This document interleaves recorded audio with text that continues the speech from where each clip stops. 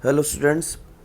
तो last class में हम लोग बात करी थी D and F block elements के बारे में, और वहाँ पर हम लोगों ने D and F block elements में इंट्रोडक्शन कर दिया था, राइट। और इंट्रोडक्शन के बाद में हम लोग जो है कर रहे थे इसके कुछ क्वेश्चंस को, और जहाँ पर हम लोगों ने दो क्वेश्चंस देखे थे।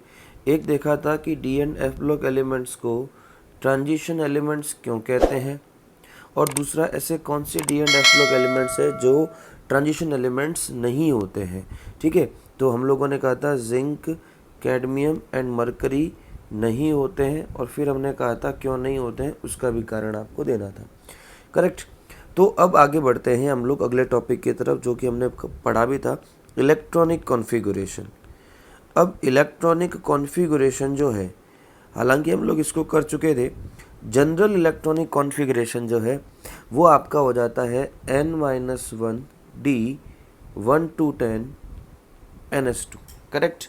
ये होता है general outer electronic configuration of D block elements. और जैसा कि मैंने लास्ट क्लास में बताया था, डी ब्लॉक एलिमेंट्स को हमने कुछ सीरीजेज में डिवाइड किया गया है।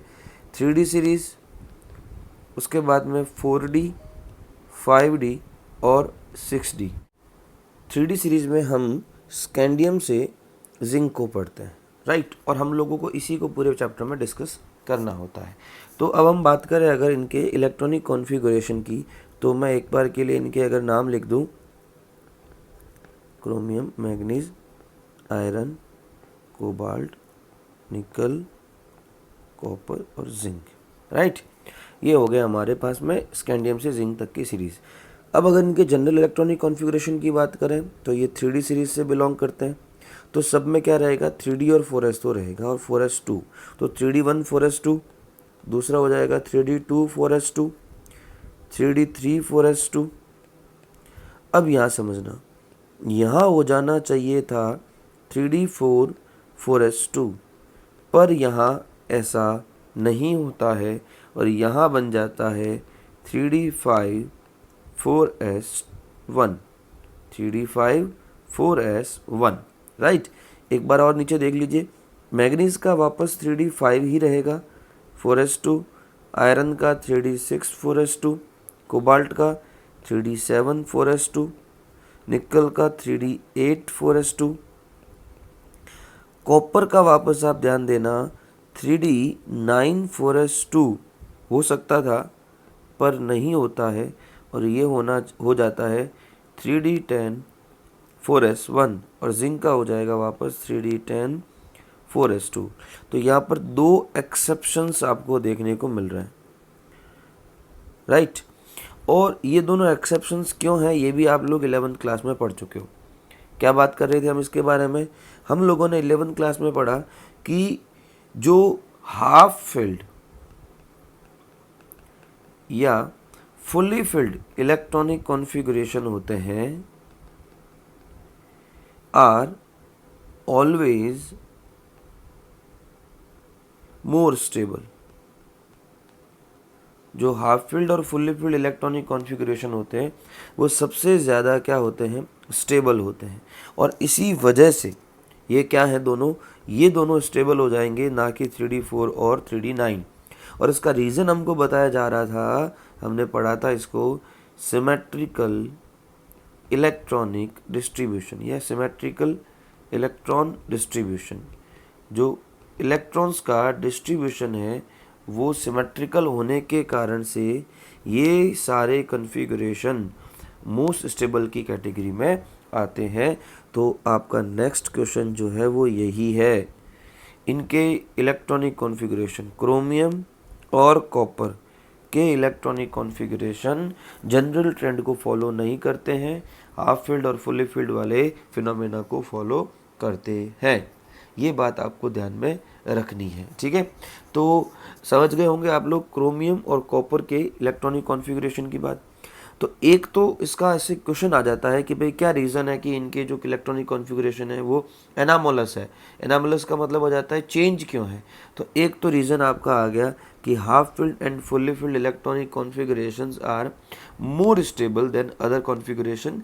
और दूसरा एक आ जाता है इनका, एक और रीज़न आपको देना होता है कि इनके अंदर जो 3D एंड 4s सबसेल्स जो होते हैं, 3D और 4s सबसेल्स होते हैं, उनके बीच का जो एनर्जी डिफरेंस है वो नेग्लिजिबल है। क्या है वो? नेग्लिजिबल है।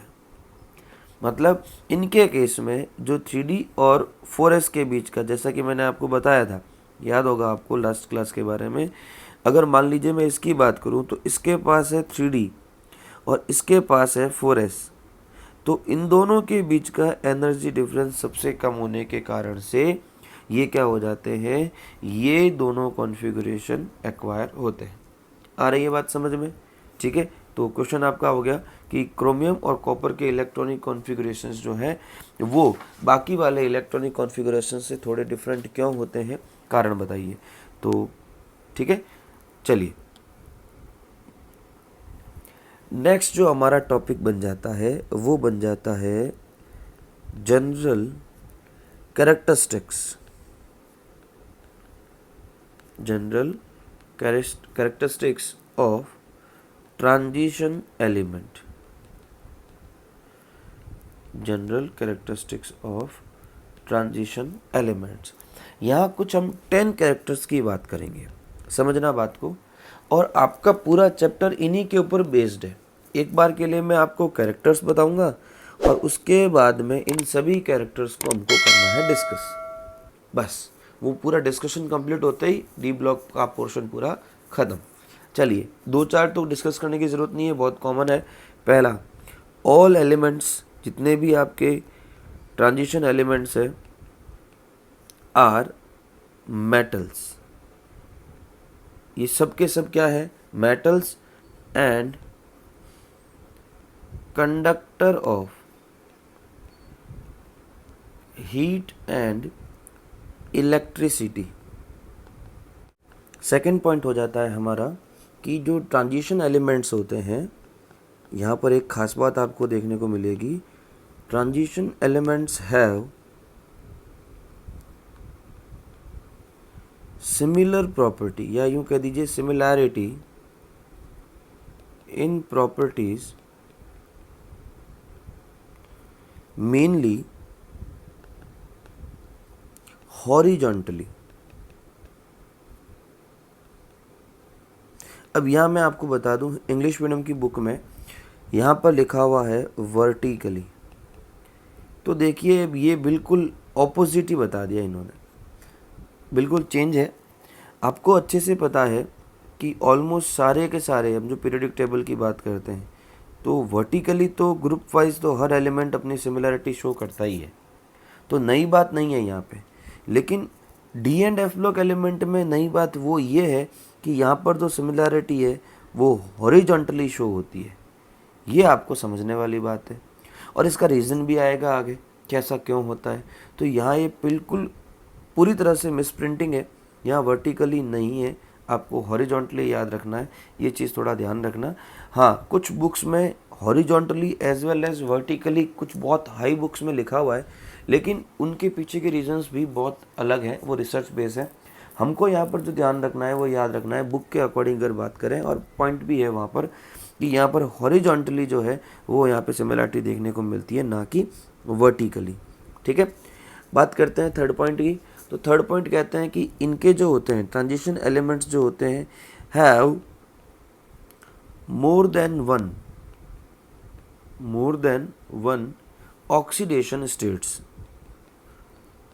इनकी एक से ज़्यादा ऑक्सीडेशन स्टेट्स पॉसिबल है, और इसका एक कॉमन एग्जांपल जो तुम 9, 10, 11, 12 में कहीं पे भी नाम ने सुना होगा, आयरन जो होता है वो +2 ऑक्सीडेशन स्टेट भी देखते हैं इसके बारे में, और +3 भी देखते हैं। तो एक जनरल एग्जांपल आपको समझने के लिए हो गया कि हाँ, जब आयरन दिखाता है ऐसे बहुत सारे अदर एलिमेंट्स भी है जो दिखाता है। बट मैं आपको यहाँ पे चीज़ याद दिला दूँ कि एक से ज़्यादा ऑक्सीडेशन स्टेट्स ज़रूर शो करते हैं, बट इन सब में से मोस्ट स्टेबल एक ही होती है, तो हमको वो ध्यान में रखनी होती है। बट बाकी सबको भी एक बार के लिए याद रखना ज़रूरी है कि कौन कौन सी दिखा सकता है, राइट। फोर्थ पॉइंट की बात करते हैं। फोर्थ पॉइंट हो जाता है कि ये सभी, मतलब all of the transition elements they show catalytic properties. ये सब के सब कैटालाइटिक प्रॉपर्टीज को शो करते हैं। इनकी सबकी क्या होती है, कैटालिटिक प्रॉपर्टीज होती है। एज ए कैटलिस्ट ये एक अच्छा काम करते हैं। बात करते हैं फिफ्थ पॉइंट की, तो इनके अंदर they have good tendency, they have good tendency of complex formation. Complex formation की इनके पास जो है वो बहुत ही अच्छी टेंडेंसी देखने को मिलती है। बात करते हैं सिक्स्थ की, तो क्या है sixth point, most of them, मतलब जितने भी ट्रांजिशन एलिमेंट्स है वो कैसे कंपाउंड बनाते हैं, फॉर्म कलर्ड कंपाउंड। ये किस टाइप के कंपाउंड बनाना पसंद करते हैं, कलर्ड कंपाउंड बनाना पसंद करते हैं। उसके बाद में सेवंथ पॉइंट आ जाता है कि ये कंपाउंड कैसे होते हैं, जनरली पैरामैग्नेटिक होते हैं। कैसे होते हैं ये, जनरली पैरामैग्नेटिक इन नेचर होते हैं। इनका नेचर जो होता है वो पैरामैग्नेटिक होता है। बात करते हैं एट्थ पॉइंट की, तो ये सभी के सभी they form interstitial compound, interstitial compound, ये सब इंटरस्टिशियल कंपाउंड बनाते हैं। आप चिंता ना करें, एक एक चीज़ को डिस्कस किया जाएगा। यही पॉइंट सारे के सारे इलेबोरेट होने वाले हैं, है ना। 2-4 पॉइंट को छोड़ देंगे जो कॉमन है, उनके अलावा बाकी सारे जो पॉइंट्स हैं वो डिस्कस होने वाले हैं। So don't worry. बात करते हैं नाइन्थ पॉइंट की, ये क्या करते हैं, ये एलॉयज बनाने की टेंडेंसी होते हैं, इनकी होती है। They form alloy with other metals, alloy with other metals, मतलब ये एलॉय को बोलते हैं मिक्स मेटल। एलॉय का मतलब क्या होता है, मिक्स मेटल्स। एक से ज़्यादा मेटल्स के साथ में कंबाइन होने की टेंडेंसी रखते हैं। जब दो या दो से ज़्यादा मेटल्स आपस में कंबाइंड हो जाते हैं तब उनको बोलते हैं एलॉयज। तो ये अदर मेटल के साथ में मिक्स होकर एलॉय बनाने की इनकी अच्छी टेंडेंसी होती है। और बात करते हैं टेंथ की, तो ये कैसे होते हैं, ये हार्ड होते हैं, ये ब्रिटल होते हैं, हार्ड होते हैं, ब्रिटल होते हैं, और इनके melting points and boiling points क्या होते हैं, हाई होते हैं। ये हो गए 10 कैरेक्टरिस्टिक्स। और अगर बात करें इनमें से कौन सा हमको ध्यान में रखना है, तो देखिए हमारा एक तो थर्ड पॉइंट पूरा ढंग से इलेबोरेट होगा, डिस्कस होगा, फोर्थ होगा, फिफ्थ होगा, सिक्स्थ, सेवन्थ, एट्थ और नाइन्थ का इतना डिस्कशन नहीं है। तो एक तो ये तीन और दो पाँच पॉइंट तो ये डिस्कस हो जाएंगे। इसके अलावा कुछ और पॉइंट बनेंगे, जिसमें से ऊपर वाला जो पॉइंट है फर्स्ट, उसी का एक पॉइंट बन जाएगा मेटालिक कैरेक्टर, ठीक है। उसके अलावा एटॉमिक एंड आयनिक रेडियस। तो पहले तो चलो ये देख लीजिए, 10 पॉइंट 10 कैरेक्टर समझ में आ गए। ये इंपॉर्टेंट हो जाते हैं आपके, क्या पढ़ने वाले हैं चैप्टर में वो देखने के लिए। अब हम बात करते हैं कौन कौन से जनरल कैरेक्टर्स हमको डिस्कस करने हैं। तो मैं वन बाय वन एक बार के लिए आपके नाम लिख देता हूँ यहाँ पे। एटॉमिक एंड आयोनिक रेडियस, सबसे पहला तो हमको ये ध्यान में रखना है कि एटॉमिक और आयनिक रेडियस के बारे में बात करेंगे। ट्रांजिशन एलिमेंट्स के छोटे छोटे हैं, ज़्यादा बड़े नहीं हैं। दूसरी बात हम करेंगे आयोनाइजेशन एनर्जी, आयोनाइजेशन एनर्जी की बात करेंगे, कैसे क्या चेंज आता है इनके अंदर।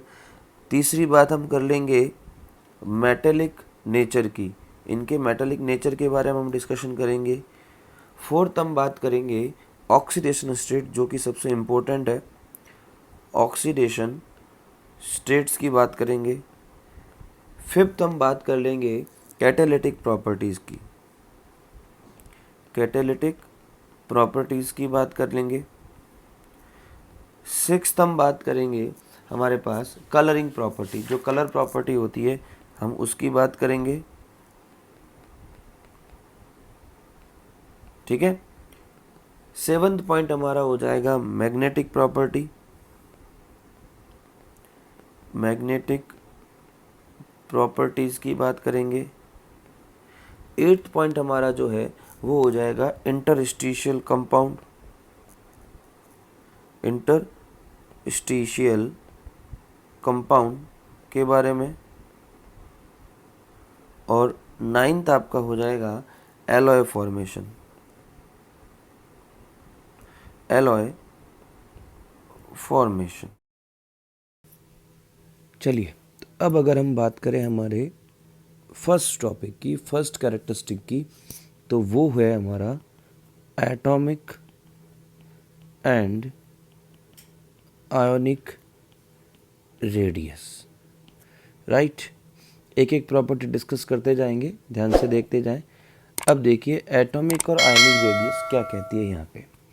आप सब जानते हो 11th के टॉपिक्स को, आपने पीरियोडिसिटी अगर याद है आपको तो आप जानते होंगे कि जब आप किसी पीरियड में लेफ़्ट टू राइट मूव कर रहे हो तो क्या होता है। जब भी आप लेफ़्ट टू राइट मूव करते हो तो एटॉमिक नंबर इंक्रीज होने के साथ साथ जेड इफेक्टिव इंक्रीज होता है और जिससे एटॉमिक साइज डिक्रीज होती है। याद है सबको? बिल्कुल। तो यहाँ पर भी कुछ ऐसा ही होता है, ज़्यादा कोई चेंज नहीं है। स्कैंडियम, टाइटेनियम, वेनेडियम और हम आगे और बात करें अगर, एक सेकेंड, ये लीजिए, क्रोमियम, मैग्नीज, आयरन, कोबाल्ट, निकल, कॉपर और जिंक, ये हमने बात करी। तो जब आप लेफ़्ट टू राइट मूव करते हो तो ऑब्वियसली एटॉमिक नंबर इंक्रीज हो रहे हैं और एटॉमिक नंबर इंक्रीज होने के साथ साथ जेड इफेक्टिव भी बढ़ेगा और जेड इफेक्टिव बढ़ेगा तो साइज़ क्या हो जानी चाहिए, डिक्रीज हो जानी चाहिए। होती भी है, पर जो ये ट्रेंड है, ये ट्रेंड सिर्फ और सिर्फ क्रोमियम तक ही चलता है। यही बात आपको याद रखनी है, समझनी है। मतलब साइज में होने वाला डिक्रीजमेंट सिर्फ और सिर्फ स्कैंडियम से लगाकर क्रोमियम तक ही होता है, या ज़्यादा से ज़्यादा आप मैग्नीज की बात कर लीजिए, मतलब क्रोमियम और मैग्नीज। जैसे ही क्रोमियम से आगे बढ़ोगे, मैग्नीज से आगे चलोगे, तो आपको साइज में हल्का सा चेंज देखने को मिलेगा और वो चेंज एक्चुअली वो एक ग्रेजुअल डिक्रीज ना होकर ऑलमोस्ट सिमिलर साइज रह जाती है। मतलब यहाँ पॉइंट क्या बनता है, पॉइंट ये बनता है कि from scandium to chromium size decreases, but after chromium to copper size is almost same। इनकी साइज क्या रह जाती है, ऑलमोस्ट सेम रह जाती है। अब इसकी मैं अगर आपको डेटाज के साथ बात करूं, आपकी बुक में हालांकि डेटा नहीं दिए हुए हैं, लेकिन अगर मैं आपको डेटाज बताऊं तो आपको शायद थोड़ा समझ में आ जाए। एंगस्ट्रॉम में बात करेंगे साइज़ की, तो स्कैंडियम की साइज़ होती है 1.44 एंगस्ट्रॉम में, टाइटेनियम की होती है 1.32, वेनेडियम की होती है 1.22, क्रोमियम की होती है 1.18 और मैग्नीज की होती है 1.14, है ना। एक ऑथेंटिक बुक से मैंने ये डेटाज आपके लिए लाया है। अगर बात करें मैग्नीज से आगे की, तो आयरन की होती है 1.17, कॉपर की 1.16, निकल की 1.15, कॉपर की हो जाएगी 1.27 और जिंक की हो जाएगी 1.25। देखो ध्यान से, स्कैंडियम से मैग्नीज तक डिक्रीजमेंट आ रहा है, 1.44 से 1.32, 32 से वापस 1.22, फिर 1.18 और 1.14। लेकिन आप आगे देखें तो जो चेंज है, चाहे डिक्रीज हो चाहे इंक्रीज हो, मैं नहीं कह रहा कि डिक्रीज हो रही है या इंक्रीज हो रही है, बट जो चेंज है वो चेंज ऑलमोस्ट सेम है, 1.14 से 1.17। ठीक है, तो यहाँ पर 3 का डिफरेंस रह गया। ठीक, उसके बाद में 0.3 का, उसके बाद में 1.17 से 1.16 बहुत कम, फिर वापस 1 का। अब इधर से आगे चले तो वहाँ पर 1.15 से 1.27 में हल्का सा इंक्रीजमेंट देखने को मिल गया, और फिर वापस से क्या मिल गया आपको, डिक्रीजमेंट देखने को मिल गया। तो अगर ओवरऑल बात करें तो मैग्नीज के बाद में आपके पास जो साइज़ है, उस साइज़ में ना तो आप कह सकते हो कोई ग्रेजुअल डिक्रीज हुआ है, ना ही कह सकते हो ग्रेजुअल इंक्रीज हुआ है ना। ये साइज ऑलमोस्ट क्या मानी जाती है, सेम। 0.1 का या 0.2 का 3 का फ़र्क कोई बहुत बड़ा फ़र्क नहीं कहलाया जा सकता, राइट। तो हम लोग कह सकते हैं, इवन मैग्नीज से हम लोग बात करें तो क्रोमियम से मैग्नीज, इसीलिए यहाँ पे लिखा गया है कि स्कैंडियम टू क्रोमियम एक अप्रोप्रिएट चेंज है, मतलब 0.44 से 0.32 का एक अप्रोप्रिएट चेंज है, 0.32 से 0.22 का काफ़ी अच्छा चेंज कहलाएगा, 0.22 से 0.18 भी काफ़ी बड़ा चेंज कहलाएगा, लेकिन 0.18 से 1.14 भी कोई बहुत बड़ा चेंज नहीं है, 0.4 का चेंज है। तो कहने का मतलब जो ये चेंज है, ये जो इनके रेडियस में जो चेंज आ रहा है वो बहुत माइन्यूट चेंज है। तो एक तो बात ये आ गई कि स्कैंडियम से क्रोमियम साइज डिक्रीज होती है, after chromium to copper size क्या है, ऑलमोस्ट सेम रहती है, और लास्ट में जाते हो तो जिंक तक जाते जाते वापस साइज़ डिक्रीज हो जाती है। तो वो बात है। अब सवाल उठता है कि ऐसा क्यों है, ऐसा क्यों है, ये पहले डिक्रीज और फिर इतनी क्लोज है, तो वो क्यों है, उसका कारण क्या है। तो उसका कारण बिल्कुल साफ है, और ऐसा सिर्फ डी ब्लॉक एलिमेंट्स में ही होता है। तो कारण बताता हूँ, कारण क्या है। आप सब जानते हैं कि जो डी ब्लॉक एलिमेंट्स है उनमें जो इलेक्ट्रॉन्स है वो कहाँ जाएंगे, वो n-1 डी में जाएंगे, ठीक है। तो ns और n-1 डी, पहले इलेक्ट्रॉन जाएगा ns में, तो ns में तो 2 इलेक्ट्रॉन भर गए, ठीक है। उसके बाद में वापस आएगा पीछे, पहले उधर आगे जाएगा फिर आएगा पीछे। पीछे आने के टाइम में यहाँ मान लीजिए पहला इलेक्ट्रॉन आया, ठीक है, बाकी वाले सब भरे हुए हैं, यहाँ पे 2 है, यहाँ 8 है, और यहाँ पर बाकी रिमेनिंग जितना भी होने चाहिए, सो ऑन जितने भी है वो होने चाहिए, वो है। अब बात यह है कि जो यहाँ पर डी है, पहले आया D1, मतलब स्कैंडियम के लिए 3D1 4s2, ठीक है, पहला इलेक्ट्रॉन आ गया। और आपको पता है एटॉमिक रेडियस क्या है, न्यूक्लियस से लास्ट इलेक्ट्रॉन के बीच की डिस्टेंस, वो है आपकी रेडियस, राइट। तो जैसे जैसे स्कैंडियम से वापस टाइटेनियम में दूसरा इलेक्ट्रॉन आया, तो वो इलेक्ट्रॉन कहाँ जाएगा, डी में जाएगा, कि NS2 तो भरा हुआ ही रहेगा। तो होता क्या है कि यहाँ पर एक बार के लिए Z इफेक्टिव जो लगेगा with increase in atomic number, वो क्या करेगा, साइज को डिक्रीज करेगा, और तब तक डिक्रीज करेगा जब तक कि डी इलेक्ट्रॉन्स, डी ऑर्बिटल जो ये डी सब शेल है, उसमें इतने इलेक्ट्रॉन नहीं आ जाते कि वो एक अच्छा खासा रिपल्शन कर सके, राइट। तो स्कैंडियम में 1 आया, टाइटेनियम में 2 आया, वेनेडियम में 3 आया, और क्रोमियम में आया 4। तब तक तो साइज में हुआ डिक्रीजमेंट, मतलब आप कह सकते हो कि स्कैंडियम से वेनेडियम, क्रोमियम और मैग्नीज तक Z इफेक्टिव थोड़ा डोमिनेंट था,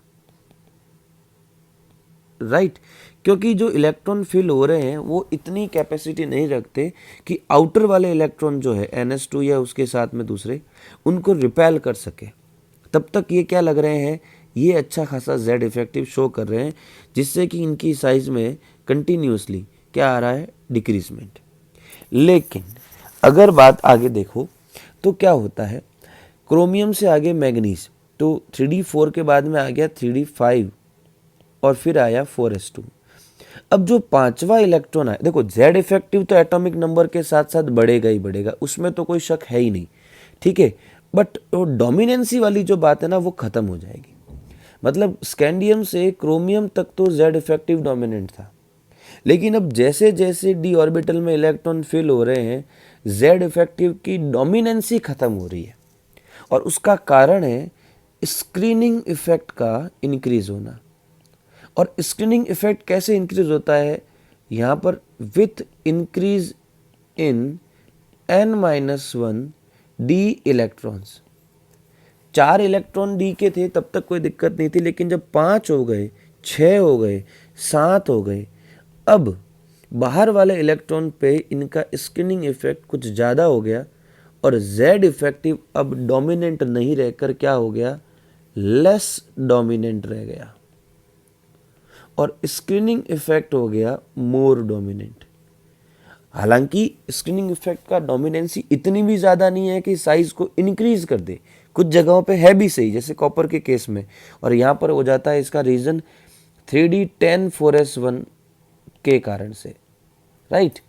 बट देखोगे आप लोग कि यहाँ पर Z इफेक्टिव हो जाता है लेस डोमिनेंट और आपका स्क्रीनिंग इफेक्ट थोड़ा सा इफेक्टिव हो जाता है और वो दोनों एक दूसरे को बैलेंस कर जाते हैं।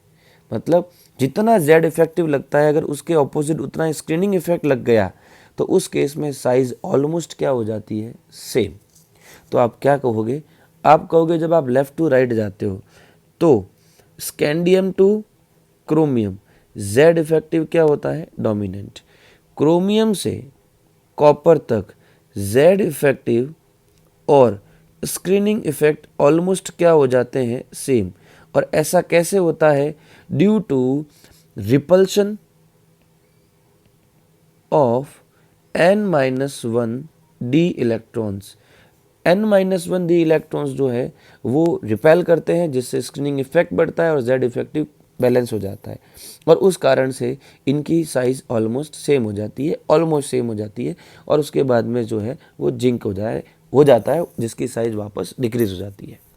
आ रही है बात समझ में? तो ये रीज़न आपको ध्यान में रखना है। तो क्या कहना है, on moving left to right scandium to chromium the size decreases because of the Z effective increases, ठीक है। After that since the electrons enters in the n-1 d electrons, so the incoming electrons will have screening effect to the outermost electrons so that the Z effective and the screening effect becomes almost same and the size also becomes almost same। और यही reason है आपका कि जो size में इतना change आता है वो क्यों आता है और किस लिए आता है, ठीक है। तो एक प्रॉपर्टी आज हमने डिस्कस करी, अगली प्रॉपर्टीज जो है वो हम लोग नेक्स्ट क्लास में डिस्कस करेंगे। Thank you so much.